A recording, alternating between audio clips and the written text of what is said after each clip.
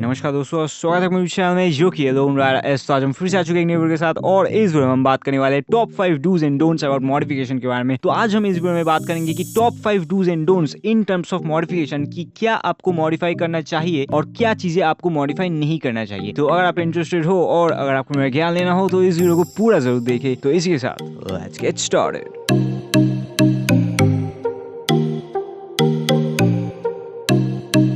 इसी के साथ इस वीडियो को स्टार्ट करते हैं। तो सबसे पहले मैं आप लोगों को डूज बता देता हूँ कि क्या चीजें आपको मॉडिफाई करनी चाहिए या फिर क्या चीजें आपको ध्यान रखनी पड़ती है अगर आप कोई भी चीज को मॉडिफाई करते हो। तो सबसे पहला पॉइंट आता है चेन्स और फ्री व्हील पे। तो अगर आप अपने साइकिल को मॉडिफाई करते हो यानी कि समझ लो कि आप अपने साइकिल को कलर कर रहे हो या फिर पूरा एक नया लुक देना चाहते हो उसको, यानी कि उसके चेन्स पे या फिर उसका फ्री व्हील या फिर उसका जो हब होता है या फिर उसका जो एक्सिल होता है उसमें ज्यादा ध्यान नहीं दिया, तो उससे क्या होगा कि आपका जो साइकिल है वो नया होके भी वो उसका फील जो है वो पुराना ही रहेगा।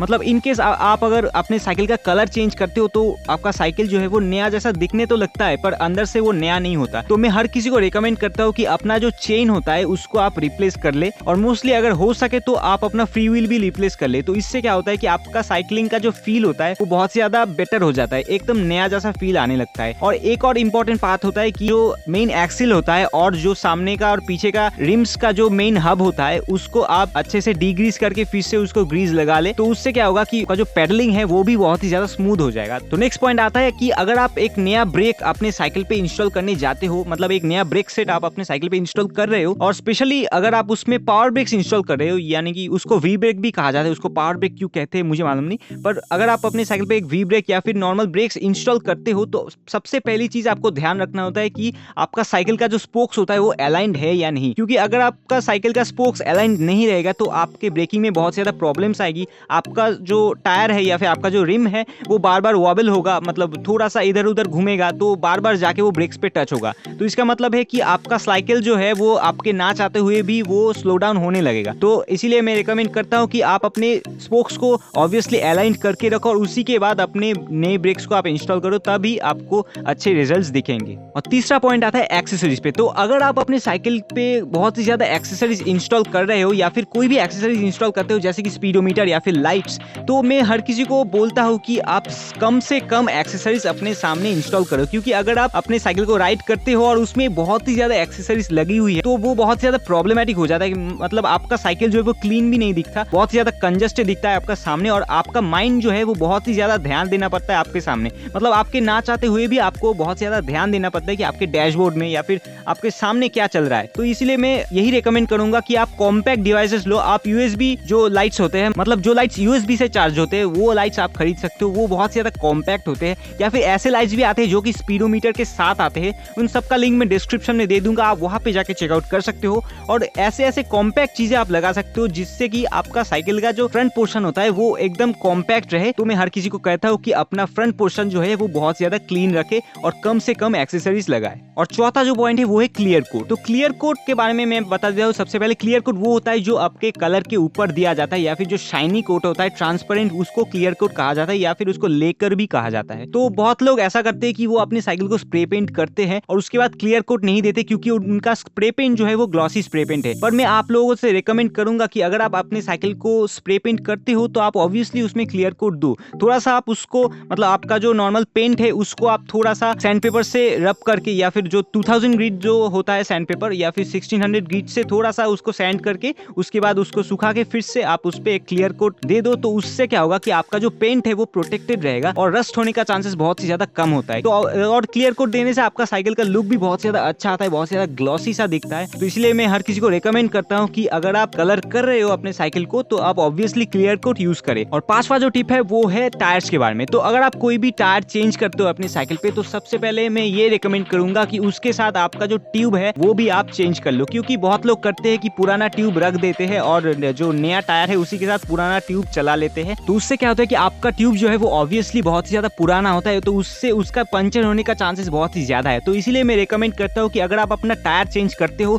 तो उसके साथ एक नया ट्यूब भी लगा लो, उसमें पंचर होने का चांसेस भी कम होगा और आपका जो एक्सपीरियंस होगा नया टायर और नया ट्यूब का वो बहुत ज्यादा बढ़िया होगा और आपका जो पंप होगा या फिर जो एयर है वो आसानी से नहीं निकल के आएगा, तो आपको एनोइंग महसूस नहीं होगा। और इसके बाद आते हैं डोंट्स पे। तो सबसे पहला जो पॉइंट है डोंट्स के हिसाब से वो है कि पावर ब्रेक्स के बारे में। तो पावर ब्रेक्स का dos and don'ts obviously obviously होना चाहिए क्योंकि वो बहुत ज्यादा सेंसिटिव ब्रेक्स होते हैं। तो सबसे पहला डोंट जो है वो है कि आप अपने पावर ब्रेक्स पे कोई भी एक्सपेरिमेंट मत कीजिएगा, स्पेशली अगर आपका साइकिल जो है वो नया है और आप पावर ब्रेक्स को पहली बार यूज करते हो, कोई भी एक्सपेरिमेंट्स उस पे अप्लाई मत कीजिएगा। क्योंकि एक सब्सक्राइबर ने मेरा जो पावर ब्रेक वाला वीडियो है उसको देख के थोड़ी सी एक्सपेरिमेंट करने की कोशिश की थी और उनका ब्रेक जो है पहले उनका स्टॉप ही लगता था और ड्रिफ्ट होता था, अभी वो नहीं हो रहा, उनका ब्रेक जो है वो लूज हो चुका है। तो इसीलिए मैंने उनको सजेस्ट किया कि आप अपने साइकिल को शॉप पे लेके जाओ, क्योंकि अगर आपने कभी भी पहले पावर ब्रेक्स यूज नहीं किया या फिर ये आपका पहला बाइक है पावर ब्रेक्स के साथ, तो मैं ऑब्वियसली हर किसी को रिकमेंड करूंगा, क्योंकि पावर ब्रेक्स बहुत ज्यादा सेंसिटिव होते हैं, आप आसानी से उसको सेट नहीं कर सकते, उसके बहुत ज्यादा एडजस्टमेंट करने पड़ते हैं। तो इसीलिए अगर आपको नहीं पता उनके बारे में तो उनमें कोई भी एक्सपीरियंस मत कीजिए। और बाई चांस अगर आपका पावर ब्रेक्स लूज हो जाता है तो आप ऑब्वियसली उसको शॉप में लेके जाइए जहां से आपने अपना साइकिल परचेज किया है। और अगर आपका साइकिल बहुत ज्यादा पुराना है तो उसमें आप पावर ब्रेक्स को एक्सपेरिमेंट कर सकते हो, कोई भी आप एडजस्टमेंट कर सकते हो और डिफरेंट एडजस्टमेंट टेस्ट करने के बाद आप अपने एडजस्टमेंट पे जो मेन आपका एडजस्टमेंट होता है जिसमें आपका जो ब्रेक्स है वो पूरा सेट हो जाता है, वो आप उसमें रख सकते हो। और सेकंड पॉइंट जो है ये काइंड ऑफ मॉडिफिकेशन तो नहीं है, पर ये है वॉश के बारे में। तो अगर आप अपने साइकिल को पूरा वॉश करते हो या फिर धोते हो उसको, तो उसमें आप कोई भी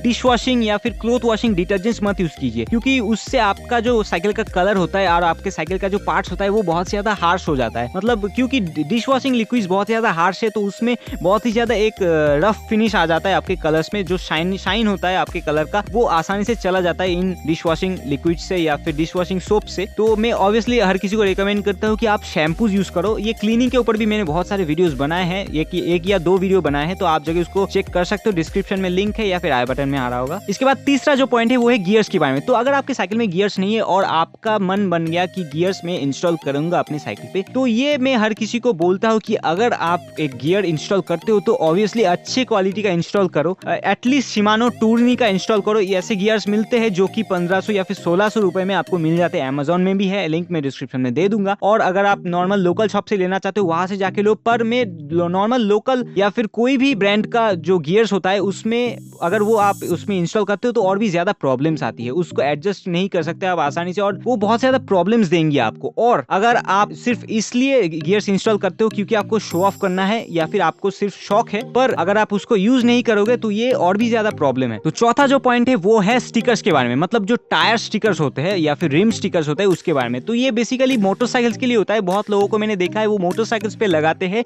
या फिर बहुत ही बसेस में देखा है उनका रिफ्लेक्टर्स का जरूरत होता है या फिर किसी पुलिस वैन में मैंने देखा है, पर बहुत लोग जो है वो साइकिल में भी लगाते हैं। तो जिनका डिस्क ब्रेक्स है उनका कोई प्रॉब्लम नहीं आएगा, पर जिनका वी ब्रेक्स है या फिर पावर ब्रेक्स है उनमें बहुत ज्यादा प्रॉब्लम्स आएगी, क्योंकि आपका ब्रेकिंग जो है वो रिम्स से ही हो रहा है, क्योंकि रिम्स के कांटेक्ट की वजह से आपका ब्रेक हो रहा है। तो अगर आप उन्हीं जगहों पे अपना जो स्टिकर है रिफ्लेक्टर्स है उनको लगा देते हो तो उनसे क्या होगा कि आपका ब्रेकिंग जो है वो बहुत ज्यादा स्लो हो जाएगा, बहुत ज्यादा प्रॉब्लम्स करेंगे। ब्रेकिंग का पावर जो पहले मिलता था वो अभी उसके बाद वो नहीं मिलेगा, क्योंकि वो सरफेस जो है वो बहुत ज्यादा स्मूथ हो चुका है, उससे आपका ब्रेकिंग भी अच्छा नहीं होता और आपका साइकिल उतना भी अच्छा नहीं दिखता है उसको लगाने से। और इसके बाद पांचवा जो पॉइंट है ये सबसे फेवरेट है मेरा, ये है साइकिल एग्जॉस्ट के ऊपर। तो मैंने बहुत लोगों को देखा है या फिर बहुत सारे वीडियोस देखे हैं यूट्यूब पे जो कि है DIY साइकिल एग्जॉस्ट के बारे में, और बहुत लोगों को इंटरेस्ट भी आता है और बहुत लोग बना भी लेते हैं। और बाय द वे अमेजोन में भी मिलता है, अगर आपको इंटरेस्ट है तो आप जाके देख सकते हो, लिंक डिस्क्रिप्शन में है। और ये मुझे समझ में नहीं आता कि लोगों को साइकिल में एग्जॉस्ट क्यों चाहिए, तो इस पे क्या क्या प्रॉब्लम्स आती है ये भी मैं आपको बताऊंगा। तो सबसे पहला प्रॉब्लम जो है वो है कि आपका साइकिल में अगर आप कोई भी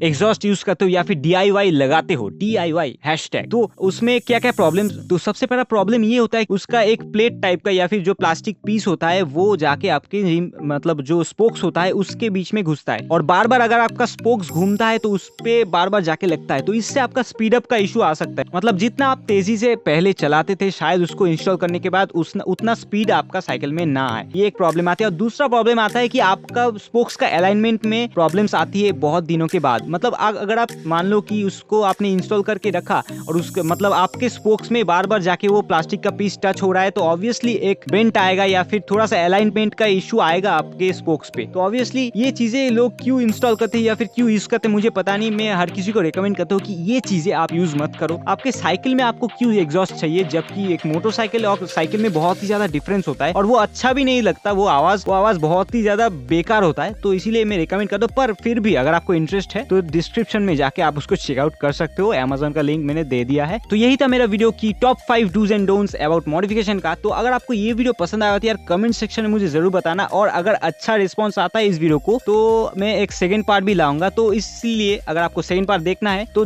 फटाफट से इस वीडियो को शेयर करो, लाइक करो और कमेंट करो कि आपको अगर इस वीडियो का सेकंड पार्ट देखना है या नहीं। तो इस वीडियो के लिए बस इतना ही। तो अगर आपकी वीडियो पसंद आएगा तो लाइक जरूर दबा देना, उसके साथ मेरा चैनल जरूर सब्सक्राइब कर देना और घंटे बटन जरूर दबा देना ताकि आपको नोटिफिकेशन सबसे पहले मिल सके। और अगर आपको ऐसे कंटेंट्स और भी देखने हो तो कमेंट सेक्शन में मुझे जरूर बताओ। I hope you enjoy the video और इसी के साथ इस वीडियो को यही पे एंड करते हैं। तो this is your boy lone rider S signing out.